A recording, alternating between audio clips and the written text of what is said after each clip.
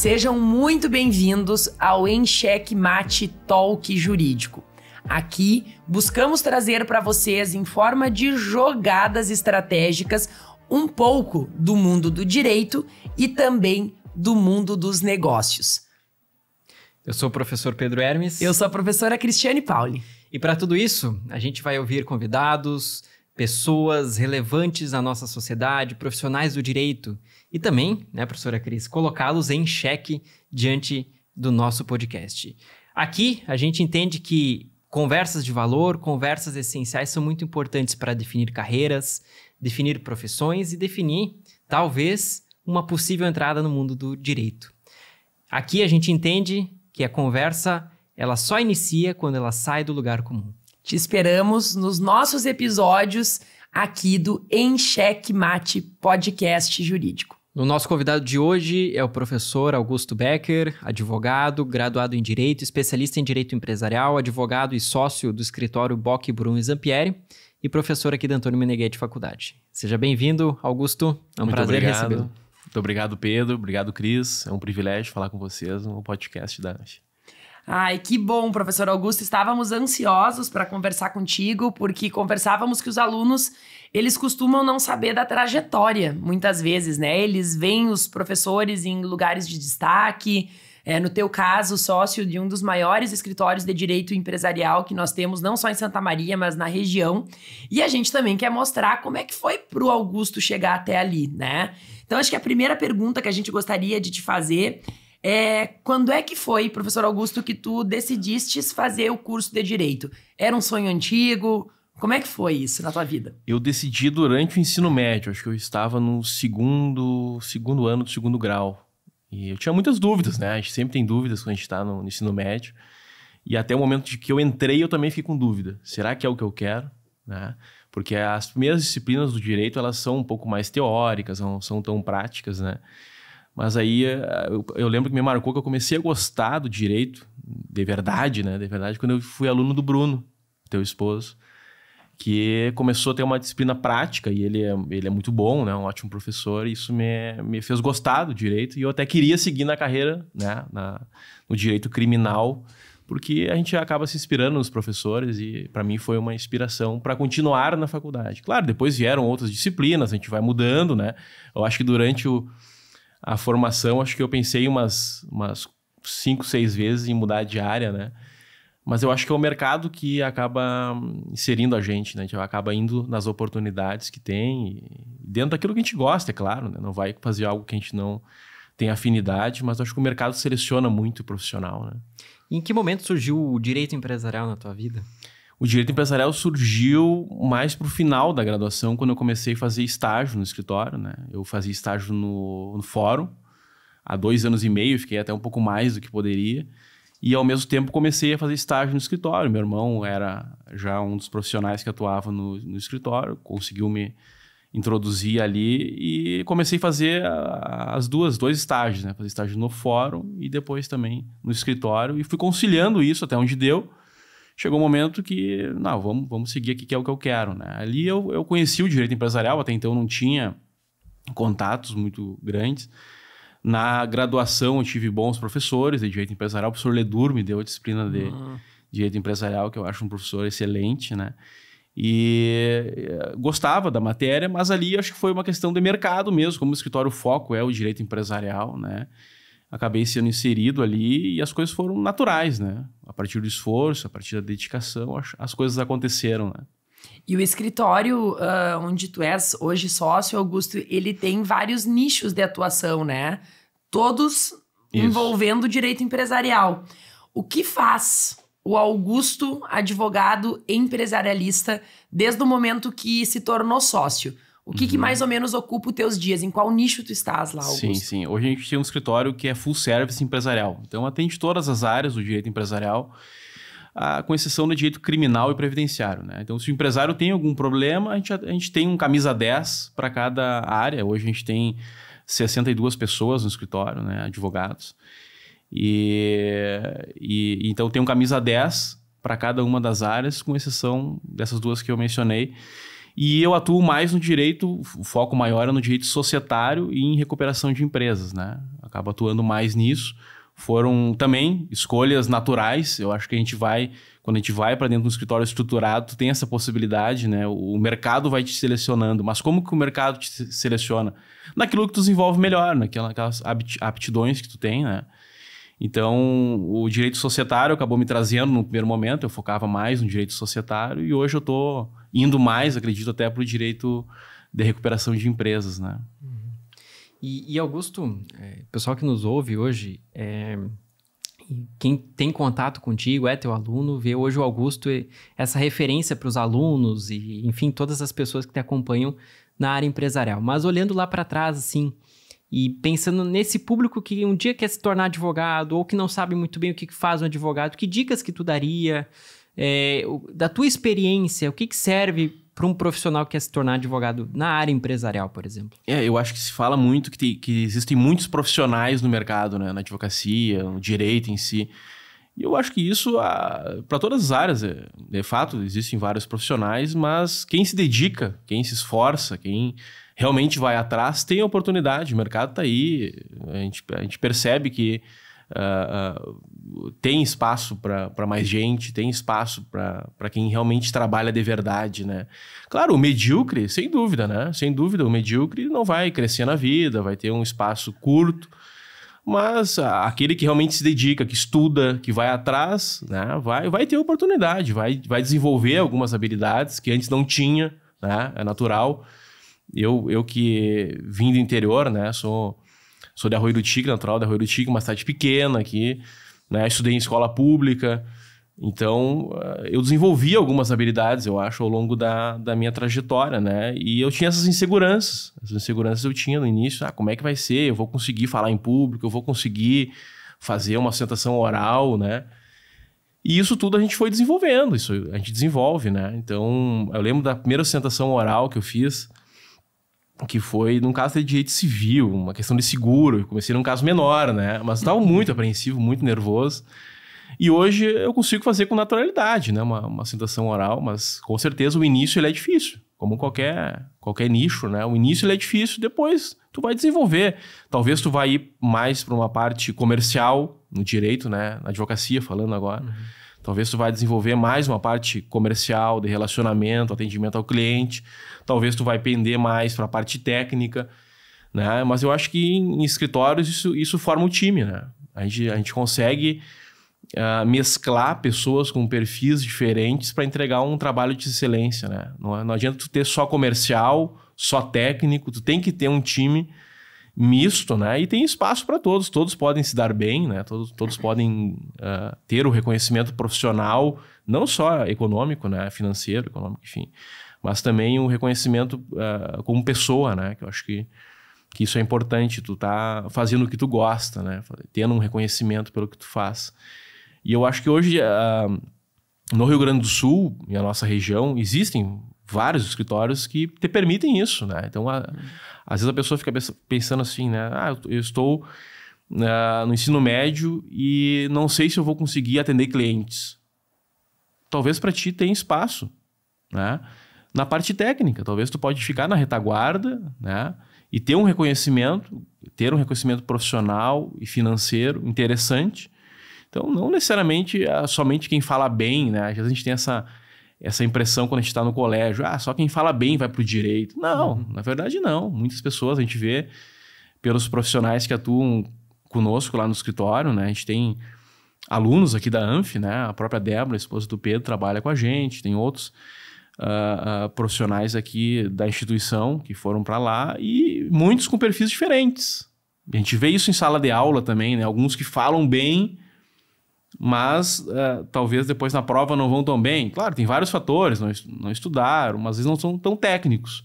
Mas tem espaço, acho, para todo mundo. Tem o espaço para a pessoa que negocia, né? Então, no escritório hoje a gente tem pessoas que focam em negociações, não precisam fazer nada técnico, mas que tem que ter uma conversa boa, tem que ter uma abordagem boa.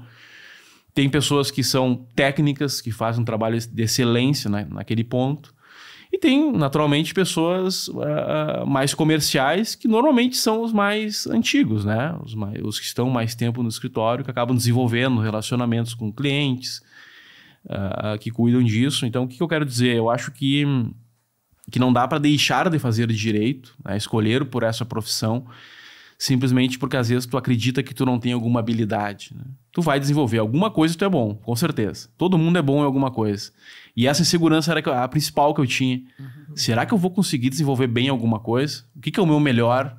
Será que eu sou realmente um profissional do direito? Eu vou conseguir desenvolver bem nisso? Pode ter certeza, vai ter espaço. Se tu se dedicar, se tu estudar, se tu trabalhar, vai ter espaço. Com certeza, tu vai ser reconhecido profissionalmente e vai ser bem remunerado. Sem dúvida. E é incrível, né, Augusto, como hoje o cenário que a gente tá, dos jovens de agora, como ele é diferente do cenário da nossa graduação, de poucos anos atrás. Onde é que eu quero chegar? Acho que dessa tua fala tem algo muito importante, que é a gente identificar, já enquanto professores, o perfil do aluno em sala de aula e perceber no que a gente pode ajudar aquele aluno a trazer um potencial maior com o tempo. Quando tu trabalhas, tu tens um sonho, e tem alguns alunos que têm o sonho de dizer assim, não, eu quero advogar sozinho, eu não quero ter sócios. Ainda tem essa mentalidade, né, de muita gente dizer assim, ó, eu não quero ter sócio, eu quero trabalhar sozinho. Quando tu queres trabalhar sozinho e tu estás começando, esse é o momento que talvez essa falta de domínio de todas as habilidades ela mais apareça. Porque, de fato, quando a gente está se colocando num ambiente onde a gente tem uma retaguarda maior, o time ele vai se completando, né? Acho que isso que tu falas, tu és muito feliz, porque, de fato, muitas pessoas, muitos alunos olham e dizem assim, ó, como é que eu vou advogar se eu sou tímido? Né? Como é que eu vou poder advogar se quando eu vou apresentar um trabalho aqui na escola, eu fico vermelho e não consigo? Eu sempre conto uma coisa, e acho que hoje é oportuno falar, que eu me lembro da graduação. Eu hoje, vocês que me conhecem, né, sabem que eu não tenho nenhum tipo de pudor para falar em público. Mas eu lembro até hoje, fazendo a graduação, de como eu ficava com prova oral. Ia ter prova oral, eu tinha vergões de vermelho aqui, eu tremia inteira, e se o professor não tinha a noção de ver que eu estava assim, mas saber que eu era uma aluna que estudava e que estava sempre preocupada, se o professor não olhava e dizia assim, ó, Cristiane, relaxa, vamos lá. Se o professor ficava com uma cara um pouco mais sisuda, isso podia ter certeza, eu ia ir mal na prova. Mas se o professor conseguia perceber que aquilo ali era um bloqueio de um nervosismo, porque assim como tu, eu também vim de uma cidade muito pequena, uma cidade de 11 mil habitantes, escola pública, aquele momento ali onde tu não tens uma confiança de que tu tá falando, tá? Eu brinco que se alguém me olhasse e dissesse, qual é teu nome? Cristiane Penning Pauli. Tem certeza? Não sei se eu tinha certeza mais. Porque a gente tem uma insegurança que vem. E isso de se enxergar o potencial, e vamos lá, de saber que ele pode ser melhorado se nós estivermos do lado de pessoas certas, né? Imagina, Augusto, agora da tua fala, pra mim uma surpresa, e olha que eu já te conheço, a gente já conversou sobre muita coisa, nunca imaginei que tu tivesse, eu também tive, né? Aquela coisinha, aquele clique lá no direito criminal, pra depois a gente se colocar dentro de situações que nos fazem ver que o direito ele tem outras áreas. E aí eu vou te provocar aqui numa coisa que fugiu da nossa formação, mas que hoje ela faz parte da formação dos jovens. Nós não crescemos com a inteligência artificial, né? A gente, na graduação, levava o computador, mas assim, mal conectava a internet, fazia algumas coisinhas. Ou nem tinha internet. Ou nem tinha. Pensa, gente... Assim, é surreal o quanto a gente foi forjado de uma forma diferente. E nisso, Augusto, tendo em mente que a tua formação, tu te formaste em... 2013. 2013. A tua graduação, ela foi muito diferente do que essa graduação que está sendo feita agora por esse jovem que acabou de entrar ou que está entrando. Qual é o conselho que tu dá para esse jovem, sabendo das potencialidades da inteligência artificial, mas sabendo dos problemas que ela pode trazer? O que tu enxerga nesse momento para falar para esse pessoal? Eu acho que a inteligência artificial é um excelente mecanismo, a gente não pode virar as costas, a gente, o escritório adota, a gente utiliza, claro, com muita cautela, supervisionando, mas ela tem que ser usada com cuidado, né? Tu não pode usar de forma irrestrita, porque tem muita coisa equivocada, claro, isso vai melhorar. A minha preocupação só com a IA é que isso talvez possa potencializar o imediatismo do profissional, né? Hoje, os jovens, eles são imediatistas. E talvez fazer uma peça ou fazer um contrato numa IA, talvez torne isso ainda mais potencial, né? Mais transparente. Então, eu acho que a gente tem que ter cuidado no uso, mas eu não sou totalmente favorável. Acho que é uma ferramenta que a gente não pode ficar de costas viradas, né? E dependendo do contexto também, tem algumas coisas que tu não tem como tu jogar ali, né? Tem coisas, planejamentos societários, tributários, de recuperação judicial, né? Semana passada nós atendíamos um cliente na região metropolitana, o passivo de 120 milhões, 38 empresas do grupo, né? E nunca a inteligência artificial vai atingir isso. Nunca. Tu analisar o contrato, tu ver os riscos, porque imagina esse número de empresas, né? E esse número de passivo, com certeza nenhuma inteligência nunca no mundo vai conseguir organizar, né, a questão tributária, que ela envolve também dívidas tributárias. Inteligência artificial nenhuma vai trazer um plano de recuperação judicial para aquela situação. Então, eu acho assim, o profissional no direito nunca vai ser 100% substituído. E sim, essas ferramentas vão nos ajudar a desenvolver um melhor trabalho. Então, de que forma que eu, por exemplo, uso a inteligência artificial atual, né? Eu uso fazendo perguntas sobre dúvidas que eu tenho, vou checar depois a informação, se aquilo está correto ou não, mas jamais desenvolvo uma petição inicial, um contrato por meio de uma inteligência artificial. Talvez ali na frente isso esteja mais avançado, né? Talvez a gente possa utilizar dessa forma também. Mas hoje eu acho que a gente tem que ter um certo cuidado no uso, né? Com certeza, e até, desculpa Pedro, mas até de imaginar que esses dias a gente estava conversando sobre isso com a equipe também. Pensa quanto tempo a gente leva, por exemplo, para fazer um acordo de cotistas, um contrato social. Pensar se esse acordo de cotistas, que por exemplo a gente levou 8 dias trabalhando nele para fazer semana passada, se a gente disponibiliza ele na internet para que ele faça parte de um banco de dados que possa ser buscado. É óbvio que não. E a inteligência artificial, ela vai ter que buscar essa informação do que está disponível. E aí a pergunta que tem que sempre ser feita é: e o que é que está disponível para que ela busque? Que eu acho que é muito importante para a gente dizer para os jovens que não é que nós estejamos assim, não use a inteligência artificial. É o contrário. Eu penso da mesma forma que o Augusto, e tenho certeza que tu também, né, Pedro, pelo que a gente já conversou, de que ela tá aí, ela é uma ferramenta. Eu, às vezes, estou com um parágrafo truncado. Ontem eu fiz isso. Eu tava com uns 3 parágrafos de uma petição que eu precisava fazer de memoriais completamente truncados. Eu fui ali na inteligência artificial e disse assim, ó: deixe a redação desses parágrafos de forma mais clara, sem inventar novos elementos, mas deixe os parágrafos mais conectados entre si. Ela me deu uma sugestão que não mudou o centro do que eu escrevi, mas que me auxiliou. E isso hoje é muito importante, é entender que essas habilidades que os jovens, eles desenvolvem e que nós temos muito que aprender com eles, né? Sem nenhuma dúvida. Já aprendi tanta coisa com os estagiários do escritório sobre isso, de dizer: não, Cristiane, não faça aqui assim. Tu tá criando um comando do Excel aqui que tu não sabe criar. Olha aqui como a gente pode usar a inteligência artificial para isso e aprender um comando de Excel que eu não saberia criar de jeito nenhum. Então, é importante, mas são habilidades novas, né, Pedro? Novas habilidades que, no momento, tu concluíste a tua graduação em 2021. 2021, tu vê aqui, ó, olha só, entre nós, 2010, 13 e 21. Mas eu tenho certeza que mesmo que tu tenha, e já tá terminando o doutorado, né? Ano que vem. Ano que vem. Oh.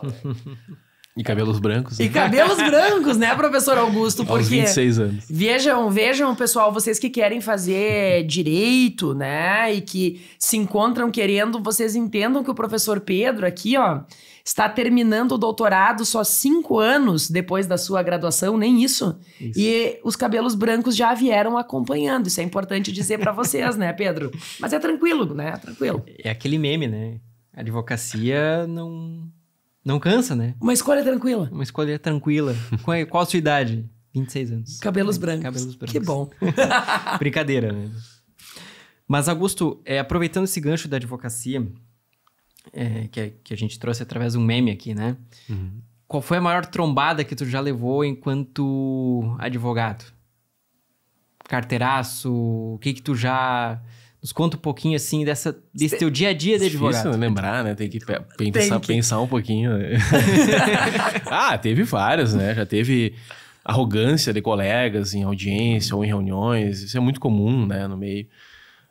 Eu tento sempre contornar, né? Com a parte técnica, com a conversa coerente. Isso a gente contorna. Tem que abstrair se tu...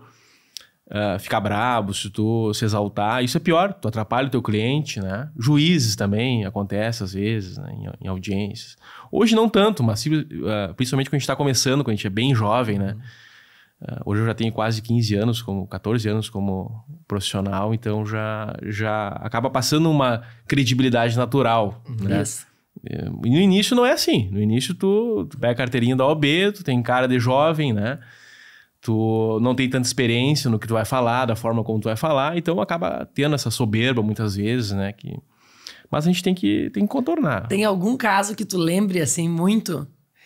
Enquanto tu pensas, Augusto, eu vou te contar um que hoje eu não deixaria passar, mas na época eu tenho certeza que eu passei porque eu era muito jovem. Acho que foi a minha segunda audiência. E acreditem, né? Eu também estava enfiada em uma audiência criminal, tá? Enfim, deixamos o criminal em tudo. O criminal fazendo parte, né? Um pouquinho de cada uma das histórias. E eu lembro que eu estava muito indignada com a situação que tinha acontecido e comecei a apertar uma testemunha. Mas era literalmente a minha segunda audiência. E eu sempre tive um perfil muito incisivo, assim, de perguntar muito... de forma muito séria, assim, de dizer assim, tá, mas tal coisa. Não era aquela coisa que... Hoje, eu já tenho um traquejo um pouquinho diferente. Eu vou lá e a testemunha é contrária, né? E eu tô ali com ela dizendo, tudo bem, bom dia. Deixa eu lhe perguntar. Na época, não. Eu meio que entendia como rival, né? Então, eu devia estar me conhecendo com uma pergunta mais agressiva, tá? E o juiz, ele me conhecia porque eu passava no fórum assistindo júri e pedindo para ver o processo. Curiosa. E aí o juiz olhou e disse assim, doutora, devagar. Ele me fez um sinal assim, doutora. E eu não entendi e segui. E apertei muito aquela testemunha e daqui a pouco eu disse, como assim você não lembra o que você viu? Se você não lembra o que você viu, como é que o fulano tá preso? O juiz já tinha cansado de me fazer senha. Ele parou a audiência e ele disse assim, ó, doutora, controle-se. E eu lembro que na hora eu pensei assim, meu Deus, eu vou responder muito ele agora. E aí eu pensei, não, mas eu não posso fazer isso. E eu lembro que eu tive um momento ali de insegurança, dizer, será que eu posso? Até onde eu posso ir? E na hora eu decidi ficar mais calada, porque eu entendi, eu digo, não, eu não posso ir, né, bater de frente com o juiz. Depois disso, algumas vezes na vida já me coloquei em situações onde o juiz estava indo um pouquinho além do que podia, de a gente entender o nosso papel como advogado, mas isso só os cabelos brancos, os meus não, né, Pedro, porque eu não tenho cabelos brancos, mas é só o tempo da gente para nos ensinar a conseguir construir um debate, daí dizer, não, doutor, mas só um pouquinho. Eu posso fazer isso, né? Eu estou dentro dos meus limites. Mas esse dia foi constrangedor, porque ele olhou e disse, doutora, contenha-se. E eu fiquei, disse, poxa vida. Mas a doutora conteve-se naquela hora. Eu lembrei de um caso agora. Uma audiência em agudo. Esse caso me marcou. Um advogado amigo. E nós tivemos uma discussão bem acalorada durante a audiência. E a gente discutiu. E como foi a discussão? Ele estava fazendo algumas perguntas que estavam indo contra os interesses do meu cliente e do meu ponto de vista, indecentes no contexto. E eu interrompi ele. Não, peraí. Isso não. Isso não. Aqui não. E o juiz, né, se pronunciou. Doutor, é eu que conduzo a audiência, não o senhor. Ai, socorro. Mas enfim, tivemos uma discussão ali, eu segui discutindo com o juiz, segui discutindo com o advogado. Aí, durante a audiência, eu percebi que os dois estavam contra mim. Então, eu percebi que não, dessa forma eu não posso trabalhar, eu tenho que conduzir de maneira diferente. Isso era no início, né, da minha profissão. Mas depois ficou tudo bem, conversei com o advogado, a gente voltou a conversar, a ser amigos, né. Que loucura. Vamos lá. Existe um lado do Augusto que talvez os alunos ainda não conheçam ou acompanham muito de longe, né, que é o Augusto atleta. Muito pouco. Jogar pádel, te ensinaram alguma coisa? A pensar. Eu penso muito principalmente quando eu estou correndo, né? Vem a vida, vem os propósitos, né, que a gente tem, propósitos profissionais, familiares, né? Acho que a família é a base de tudo, né? Sem família, eu acho que eu não seria ninguém hoje. Então, durante a corrida, até durante o pádel é um pouco mais dinâmico, mas principalmente durante a corrida é um momento que eu penso muito. E eu me sinto bem depois porque eu consegui, né, liberar algumas coisas, alguns pensamentos durante a corrida, né? E é legal, né, Augusto, que o pádel, ele tem uma coisa que, assim como o nome do nosso programa aqui, que é o em xeque-mate, o xadrez, ele tem essa coisa da estratégia, né? Ele tem essa coisa da estratégia que na advocacia a gente não foge. É uma coisa interessante de se dar conta, porque muitas vezes a gente acaba, vejam, né? A gente acaba remetendo tudo isso para as nossas experiências. Ontem eu estava corrigindo uma peça de um advogado ali do escritório que precisava passar por mim, porque eu que tinha feito a audiência, então eu queria dar aquela olhada geral, assim, no final. E eu comentava que, não que o advogado tivesse feito errado, mas ele colocou coisas a mais que davam um foco diferente do que eu entenderia que tinha que ter dado. E eu disse para ele assim, ó, te bota no lugar do juiz. É óbvio que durante todo o processo teve coisas aqui que aconteceram que elas não foram bacanas para nós. Nosso cliente também tinha alguns problemas a serem trabalhados. Eu não preciso agora, num memorial final, relembrar o juiz disso. Isso é papel da outra parte. O que é o meu papel? O meu papel é olhar o que teve a favor do nosso cliente durante todo o processo. Então, não é que eu estou mentindo, que eu estou criando. Não. Eu simplesmente estou com a estratégia de, na minha última manifestação, tirar tudo que teve de bom para o caso na nossa visão, para o nosso cliente. E o pádel tem disso, né, Augusto? Que é a gente olhar onde é que está parado o nosso adversário, qual é o lado que está aberto para a gente poder jogar a bola e tentar encerrar. E eu acho que, eu não sei se tu vai concordar comigo, mas das aulas de pádel, eu acho que a coisa que eu mais associo, que sempre o meu professor diz assim, ó, Cristiane, não tem que ter pressa para encerrar. Tu tem que ir indo no cansaço, não é uma bordoada final, porque geralmente quando tu dá essa bordoada, ela pode bater na parede e aí tu vai perder o ponto e encerrar com o negócio. Se tu tiver calma e tu tiver estratégia, que é de tentar acertar a bola onde o teu adversário não vai chegar, ali tu tá bem. Não é assim? A advocacia é um jogo de xadrez, né? Ela é. Nas recuperações judiciais, principalmente, quando a gente negocia o plano, né? Quem vota na Assembleia são os credores presentes, né, no momento da instalação. Então, tu já não vai sair negociando com todo mundo quando tu ajuiza a recuperação. Tu tem que ter cautela. Tu vai negociar com um ou com outro, algum estratégico, algum parceiro. Mas tu vai realmente dar o teu checkmate quando a Assembleia for instalada, né? Ali que tu vai definir. A gente teve uma recuperação há algumas semanas atrás, que de 300 e poucos credores compareceram 20. Então, imagina se eu tivesse negociado antes com um monte de gente, eu teria trazido um monte de problemas para o cliente, né? E aí eu aguardei o momento correto para concluir a negociação. Então, acho que na advocacia, eu trouxe para uma área específica que é a que eu mais atuo. Mas eu acho que para tudo, assim, durante um processo, né? Tu tem que pensar dessa forma, né? Estratégica. Eu fiquei impactada de olhar para o tempo, Pedro.